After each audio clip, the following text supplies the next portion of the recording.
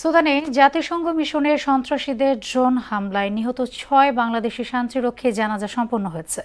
সকালে ঢাকা সেনানিবাসের কেন্দ্রীয় মসজিদ প্রাঙ্গণে তাদের নামাজে জানাজা অনুষ্ঠিত হয়। পরে রাষ্ট্রপতি, প্রধান উপদেষ্টা ও ৩ বাহিনী প্রধানের পক্ষ থেকে শ্রদ্ধা জানানো হয়। এ সময় আবেগে আপ্লুত হয়ে পড়েন নিহত পরিবারের সদস্যরা। উষা ফেরদৌসের প্রতিবেদন।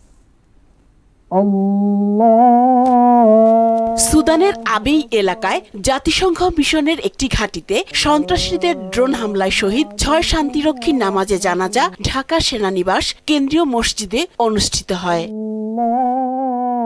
এতে স্বরাষ্ট্র উপদেষ্টা জাহাঙ্গীর আলম চৌধুরী, সেনাপ্রধান জেনারেল ওয়াকারুজ্জামান, নৌবাহিনী প্রধান অ্যাডমিরাল এম নাজিমুল হাসান ও বিমান বাহিনী প্রধান air chief marshal Hasan Mahmud Khan সহ সশস্ত্র বাহিনীর ঊর্ধ্বতন কর্মকর্তা ও সদস্যরা উপস্থিত ছিলেন।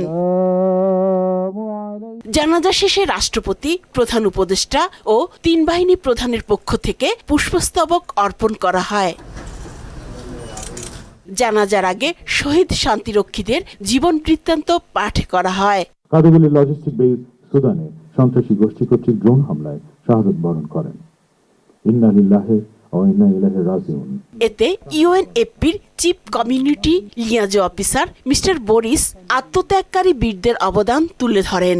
We gather this morning in sorrow with heavy hearts and profound respect to honor the memory of our colleagues who fell in the line of duty.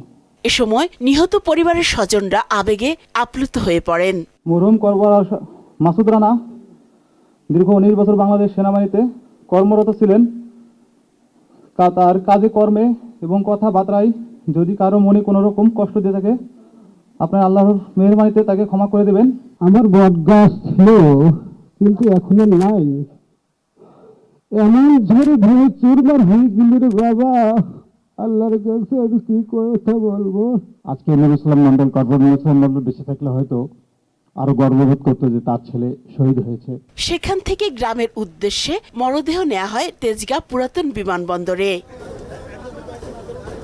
রাষ্ট্রীয় মর্যাদায় নিজ নিজ গ্রামে চিরনিদ্রায় শায়িত হবেন নাটোরের বাসিন্দা কর্পোরাল মাসুদ রানা, কুড়িগ্রামের সৈনিক মমিনুল ইসলাম ও শান্ত মণ্ডল, রাজবাড়ির সৈনিক শামীম রেজা, কিশোরগঞ্জের মেস ওয়েটার জাহাঙ্গীর আলম এবং গাইবান্ধার লন্ড্রি কর্মচারী সবুজ মিয়া।